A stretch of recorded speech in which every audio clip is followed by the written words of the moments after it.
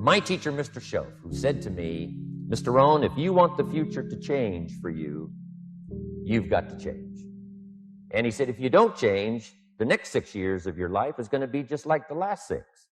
You'll still be behind on your bills. You'll still be behind on your promises. But then he gave it to me in the form of a promise. When I was 25 years old, I've remembered it all these years. Young man, if you will change, everything will change for you. If you will get better, everything will get better for you. What a clear message that was for me. He said, if you'll change your philosophy, if you'll change your habits, if you'll refine your thinking, if you'll change and accept some new disciplines, if you'll turn the corner where you've been in the past, go for a new life for the future, he said, all kinds of remarkable things will happen for you if you will change. Before I met Mr. Schoaf, I used to cross my fingers and say, I sure hope things will change. I was hoping the government would change and the tax structure would change and that my boss would change and pay me more money, this would come down, and I was hoping that circumstances would get better. And then I discovered from my teacher that those things are going to continue the same. In fact, all of those things that happen to us is kind of like the wind that blows. But we must not leave our future just to the wind, just to the economy, just to the structure of the way things are happening today. Here's what we must learn to do, and that is set a good sail. And if you'll learn to set a good sail, and that's what my teacher taught me in those early days. He said, Mr. Rohn, the wind is going to blow however it's going to blow. Politics are going to be politics, and the economy is going to be the economy. And however it turns out, that's the way it's going to be. What you must learn to do is not to wish for a better wind. That's naive. The key is to wish for the wisdom and the skills and the learning so that you can set a better sail. And so that's what I did at age 25. I went to work not on the economy. I went to work not on the community. I didn't go to work to try to change the government. I didn't go to work to try to change my boss or the company. I didn't go to work to try to change circumstances. I went to work to try to change myself. And I picked up that promise my teacher shared with me, that if I would change, my income would change. If I would change, my bank account would change. If I would change, my future would change. And sure enough, his promise came true for me. The first 6 years of my economic life, I wound up broke. Those pennies in my pocket, nothing in the bank, behind on my promises. The second 6 years of my economic life, I wound up rich. But interestingly enough, the second 6 years of my economic life, the government was about the same and the economy was about the same. You know, the companies were about the same. What they paid was the same. Circumstances around me were the same. You know, my negative relatives were the same. But I was not the same. That's how my life changed. Things started working for me, changing my life all those years ago. We don't have to change what's going on out there. That's the wind that's blowing. All we have to do is change what's going on in here. And now there's several ways to do that. The first subject he called personal development. We must learn from personal experience. Pretty simple. Learn from what happens to you. Take a look back over the last few months. Did you make some mistakes? How could you correct those for the future? Take a look back over the last year. Have you done it right or done it wrong? Let's correct it for the next year. Mr. Schoaf asked me when I first met him, he said, Mr. Rohn, how are you doing? You've been out there now 6 years. And I said, I'm not doing very well. He said, I suggest you not do that anymore. What a simple, swift analysis to my situation. He said, if you keep doing it, the next 6 years will be like the last 6. You don't want that to happen.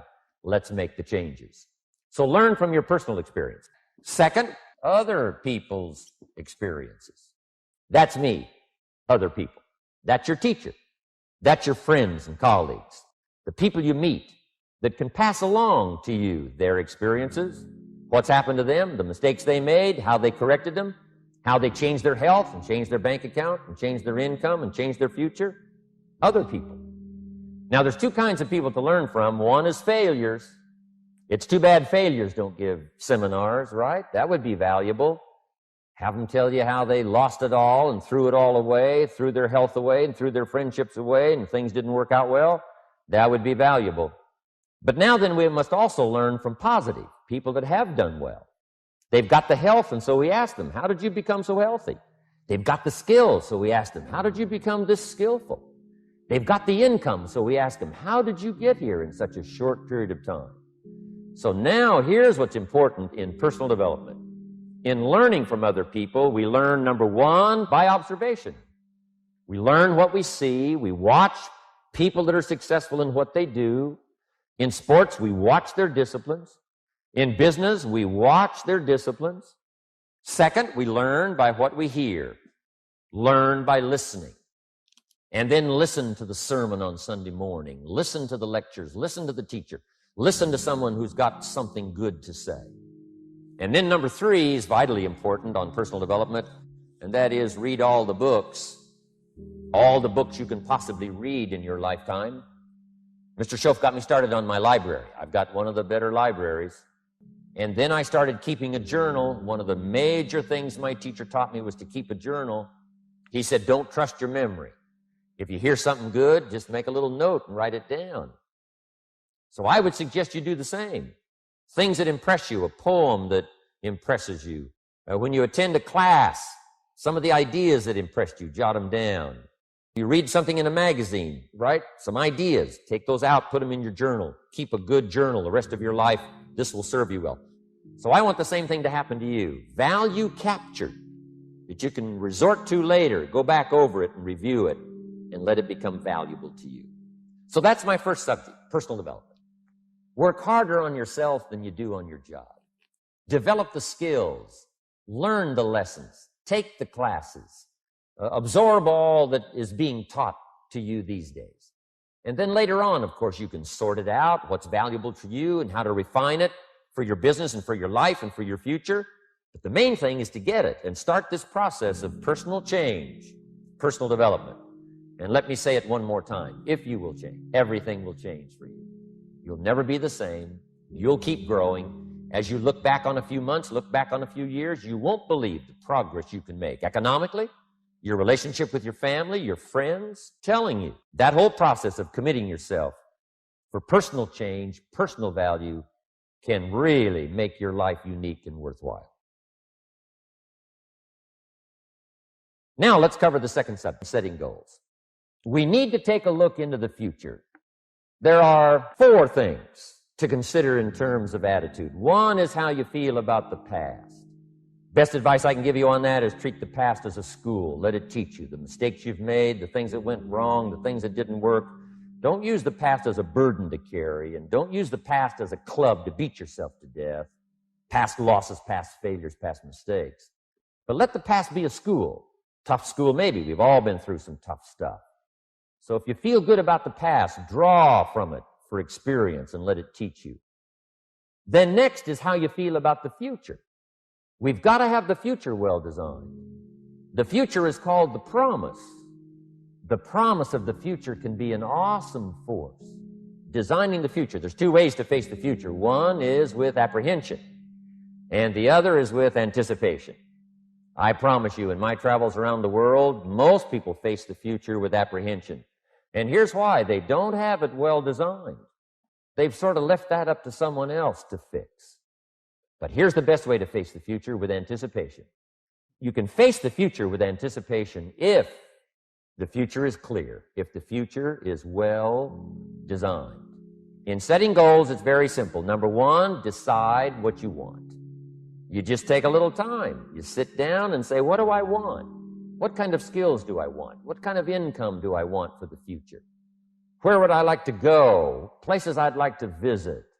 Habits I'd like to acquire. Skills I'd like to have. Economics, friendships, people you'd like to meet. When you've thought about what you want for the future, make a list. If the future gets clear, the price gets easier. Because you got to remember, for every promise, there's a price to pay. Everybody's got to pay the price. Everybody's got to do the deal. Everybody's got to do the disciplines. But here's what I've discovered. If the promise is clear and powerful, the price is easy to pay. The price is some classes. The price is a few books. The price is a few disciplines. The price is finding something that'll make your life better, make you grow, make you change, make you develop. So the first part of the key is to design the promise. Then, what is the price to pay? I'm telling you, the price will be easy, no matter where you are, where you come from. Color doesn't matter, religion doesn't matter, where you grew up doesn't matter, circumstances don't matter. I'm telling you, if you'll make the promise of the future clear for yourself, all of the values of life that you could possibly want, and be serious about it, I promise you it's an easy price to pay. Anybody can pay it. And the best advice I can give you is, if I can do it, you can do it. Farm boy from Idaho, raised in obscurity, I changed my life, turned it upside down, turned it all around, found economics, found future, found promise, and if I can do it, you can do it. So, start setting your goals and see if you can't get a better excitement going for the things you want to accomplish for the future. One of the major reasons for setting goals is for what they make of you in achieving them. My teacher advised me when I first got started at age 25, he said, "Jim, why don't you set a goal to become a millionaire? I'm here to help you." And he said, "Here's why. For what it will make of you to achieve it." I'm telling you, that statement changed my life. Set the kind of goals that will make something of you to achieve them. He said, now, once you become a millionaire, what's important is not the money. It isn't important. He said, you could just give the money away. Now, I did better than that. I lost it all. By the time I was 31, I was a millionaire. By the time I was 33, I was broke. But when I lost all my money, guess what? I found out Mr. Schoaf was right. What was valuable was not the money. What was valuable was what I became to earn the money. The skills I had, the knowledge I had about the marketplace, the values that I had going for me. They were more valuable than the money. And here's an important statement to remember. It's not what you get that makes you valuable. It's what you become. So part of the key here is to set the kind of goals that will make something of you. Don't set them too low so that you don't have to grow and you don't have to read and you don't have to try and you don't have to stretch. Don't set them too low. And then don't sell out. Don't go for something that's going to cost you your virtue or cost you your values or sell out your principles. There's a good middle road here to follow. Goals that will inspire, goals that will help you grow, change, develop, and become better than you are. Now here's my third subject, and that's called financial independence. Become rich by 40, 35 if you're extra bright, much sooner if you find an opportunity like I did. I like the phrase financial independence. I think it's every person's heritage here, especially in America, to become financially independent. Now, let me give you my definition of financial independence. Financial independence is the ability to live from the income of your own personal resources. Now, it depends on how you want to live. If you need $2,000, $3,000 a month, if you need $4,000 or $5,000 a month, if you need $10,000 a month, some people may need, $100,000 a month. But whatever you would need to live, and you could earn that living from the income of your own personal resources, that's what I call financial freedom, financial independence. And let me show you how to acquire it. If you start at age 15, between ages 15 and 35 is 20 years. 20 years, in my opinion, is enough time to become financially independent. If you're not, you don't live in the wrong country. Probably what's happened is you have the wrong plan. And it's easy to be a nice person with the wrong plan. I found that when I was 25 years old. I was broke at age 25, and I was a nice guy. You would have liked me. But I'm telling you, my plans up until then, especially my financial plan, left me broke. I totally changed it the next 6 years, and I became financially independent. It is possible in a reasonable amount of time, whatever, 20 years' time, enough time. You can do it in a much shorter period of time, like I did if you want to. But this is a reasonable enough time. But here's number one. First of all, you got to have the right philosophy. Philosophy is our ability to gather knowledge and sort through it and decide what's valuable. To develop a philosophy about life, a philosophy about our health, a philosophy about our family relationships, a philosophy about economics. And if you develop the right philosophy, that's what helps to set this sail so that in 6 years it takes you where you want to go instead of winding up like I did that first 6 years of my economics, broke, no money, empty bank account. Now, let me give you a couple of philosophies to consider. Here's the first one. It's called the philosophy of the poor. Poor people usually spend their money and invest what's left. That's the philosophy of the poor. Now, here's the philosophy of the rich. Rich people invest their money and spend what's left. And here's the startling answer. It really doesn't matter what the amount is. What's most important is not the amount. What's really important is the philosophy. So I would ask you to adopt this philosophy. A person's economic future starts with a child with $1. Somebody says, oh, no, you're only young once. Let him spend it all. Well, when would you hope that would stop? Somebody says, well, wait till he's 50 and broke like me, and then he'll learn. Well, no, we don't want to wait that long. If I would have known earlier than age 25, I would have changed. In high school, if they would have had classes called Wealth 1, Wealth 2, I'd have taken both classes. I would not have waited until age 25. The earlier, the better. So what should a child do with $1? Here's the simple premise to begin with. Don't spend it all. They'll still say, why not? Say, let me show you why not. So you put them in your car, take them to the other side of town, and show them where people live that spend the whole dollar. Just drive around and say, would you like to live here? Kid says, no. Then you can't spend the whole dollar. Kids learn best by visual. Kids will get the message. Now, let me give you my best view of what to do with $1. Never spend more than 70 cents. Now, you got to pick some number, and the number you pick is going to be determined by your philosophy. It's going to be determined by what you've been taught or your experience teaching yourself. When I first met my teacher, Mr. Schoaf, I was at about 110% of each dollar.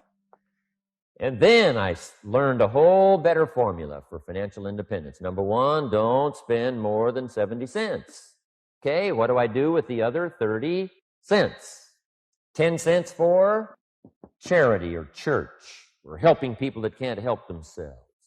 Projects that you feel good about. It's called being generous with part of what you've taken out of society. Now, in my opinion, nothing teaches us character better than generosity. No class, no teacher, no book teaches character better than generosity. And the best time to start is when the amounts are small. And I know if kids learn these lessons well, they'll give a dime out of $1, help people that can't help themselves, support worthy projects. So the time to start is when the amounts are small. Next, 10 cents. I call active capital. Active capital means do something to make a profit. Set aside a portion of your income. Wages are okay, but I'm telling you, wages will make you a living. Profits will make you a fortune. So set aside part of your income as capital, called active capital. Any kind of project you can possibly think of, you can possibly come up with. 10 cents out of the money you earn, set aside for capital. Capital to try your best to show a profit. Then you must jot this down if you're taking notes. Profits are better than wages. But you can make a profit long before you're eligible to start earning wages. And then there's no limit to profit. They can double and triple and quadruple. It's incredible how fast profits can grow. Wages make you a living. Profits make you a fortune. Now, the third 10 cents is vitally important. I call it passive capital. Capital you let somebody else use. A financial institution, stocks and bonds, mutual funds, whatever. Let someone else use it. You furnish the money. They use it to make a profit, but they pay you for the use of it called interest. And this passive capital, I'm telling you, over a sustained period of time, if you'll develop this little 10, 10, 10, and 70, especially starting at age 15, I'm telling you, by the time you're 35, you will be financially independent. You'll have the ability to live from the income of your own resources.